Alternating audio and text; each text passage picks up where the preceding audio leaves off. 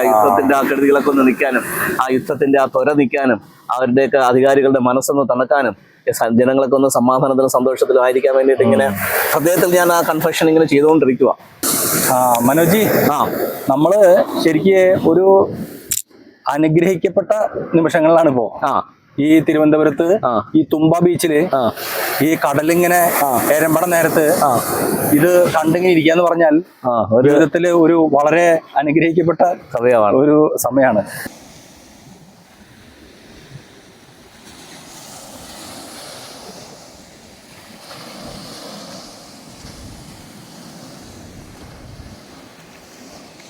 മറ്റൊരു പ്രത്യേകത ഈ പഞ്ചഭൂതങ്ങളുടെ ഒരു സമ്മേളനമാണിത്. സൂര്യനുണ്ട്, വെള്ളമുണ്ട്, ആകാശമുണ്ട്, വായുണ്ട്, ഭൂമിയുണ്ട്, എല്ലാത്തിന്റെയും കൂടെ ഒരു സമ്മേളന ഭാവത്തിനകത്താണ് നമ്മളും ആ പഞ്ചഭൂതങ്ങളാൽ നിർമ്മിക്കപ്പെട്ട നമ്മളും അങ്ങനെ ഇരിക്കുന്നത്. അത് പ്രത്യേക സുഖല്ലേ?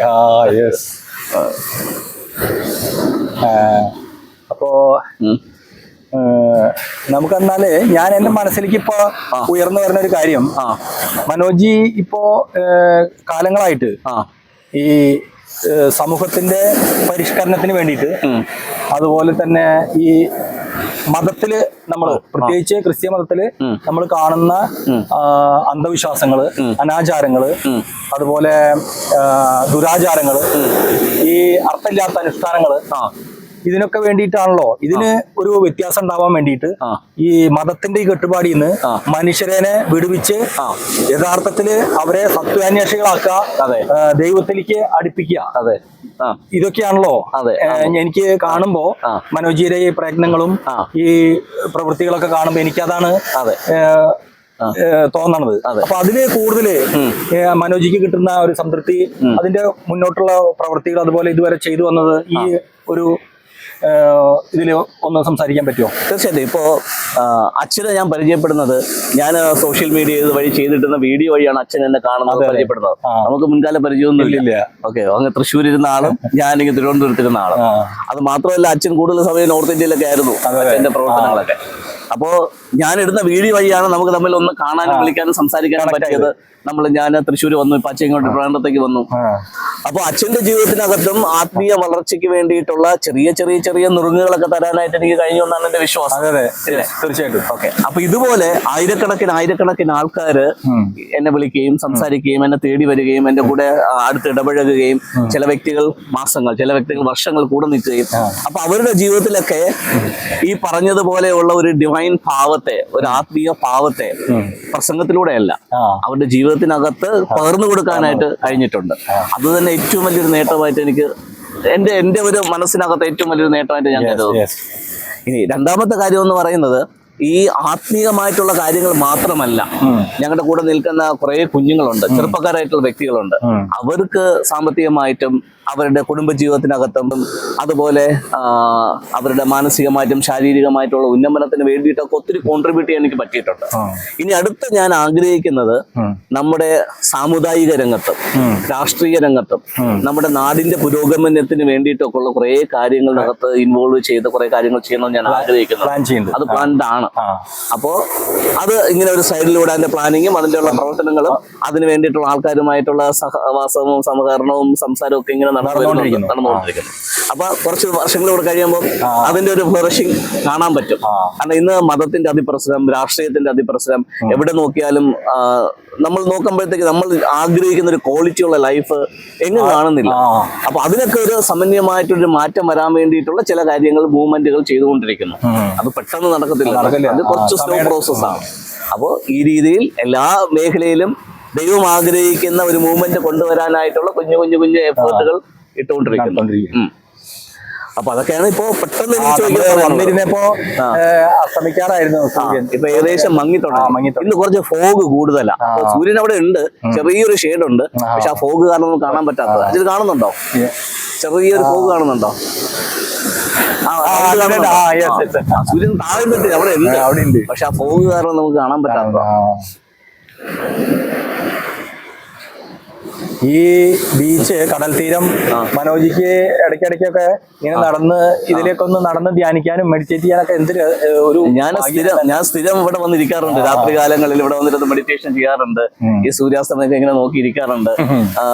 എന്തെങ്കിലുമൊക്കെ പുതിയ ആശയങ്ങൾ കിട്ടാനായിട്ടുള്ള സമയത്ത് ഞാൻ ഇവിടെ വന്ന് ഇങ്ങനെ ഇരിക്കും. കുറേ സമയം, 3/4 മണിക്കൂർ, അരമണിക്കൂർ, ചിലപ്പോൾ 1 മണിക്കൂർ, ചില ദിവസങ്ങളൊക്കെ 2 മണിക്കൂർ വരെയൊക്കെ ഇരുന്നിട്ടുണ്ട്.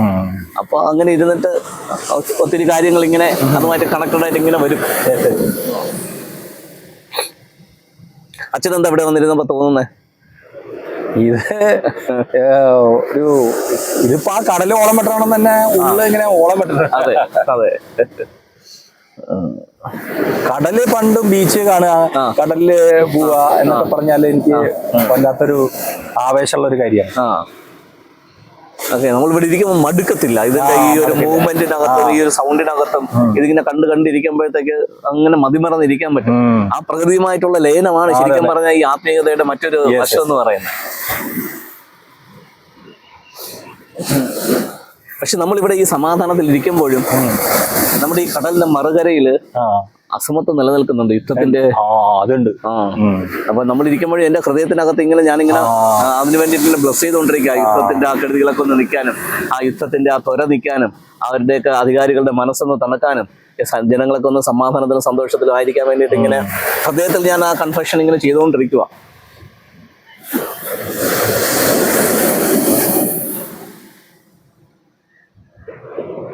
ഈ യുദ്ധത്തില് എന്തോരം വേദനയും സങ്കടമുള്ള കാര്യങ്ങളാണ് സംഭവിക്കണേ. ഒന്നും അറിയാത്ത കുഞ്ഞുങ്ങൾ എത്ര നിസ്സാരമായ കാര്യങ്ങൾ, സാമ്പത്തിക നഷ്ടം, ജീവഹാനി. ഇതിന്റെ ഇടയ്ക്ക് വേറൊരു മുതലെടുപ്പ് നടക്കുന്നുണ്ട്. അച്ഛൻ കണ്ടായിരുന്നോ?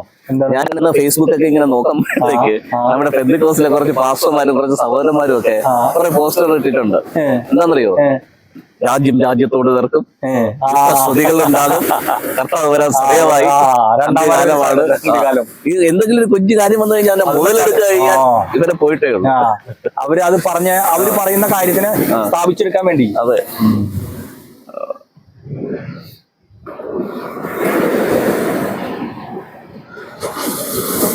അച്ഛന് എന്താ ഇന്ന് തിരുവനന്തപുരത്ത് വന്ന് ഒരു ദിവസം സ്പെൻഡ് ചെയ്തപ്പോ അച്ഛന്റെ ഹൃദയം എങ്ങനെ പറയുന്നു? നമുക്കൊരു ഒരുപാട് കാര്യം ഇവിടെ വന്ന് മനോജിയുടെ വീട്ടിൽ വരാൻ പറ്റി.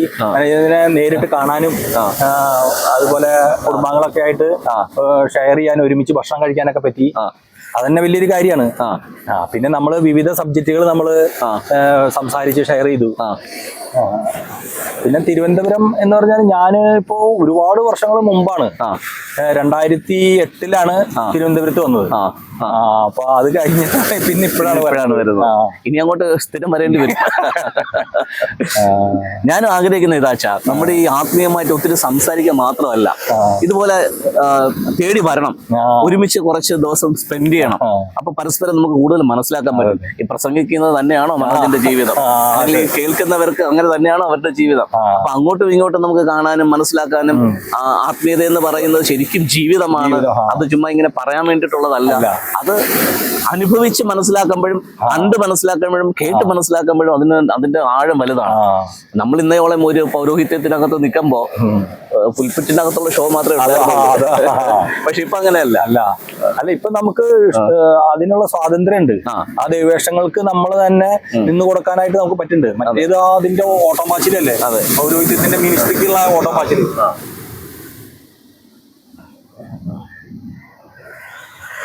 Yeah.